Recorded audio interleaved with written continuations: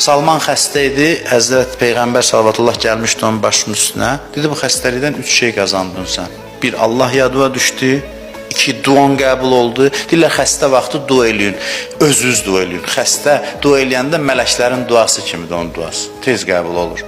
Və deyir, xəstəni ziyarət eləyəndə sən ona şəfa istəyirsən, hamımız deyirik, Allah şəfa versin. Ona da deyirən ki, sənin üçün dua eləsin.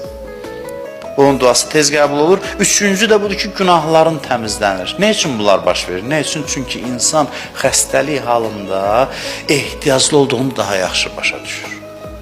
İmam Səccad da deyir ki, məni elə ki, mən elə hər an ehtiyaclı olduğumu başa düşürüm, da bəlaya ehtiyac olmasın. Bunu bəla mənə xatırlatmasın. Bunu mənim yadıma bəla salmasın. Onda bəla kəsilir, onda bəla rütbə üçün olur. Məqam üçün olur. Asıllığı çatdırmaq üçün yox. Asıllığı xatırlatmaq üçün yox.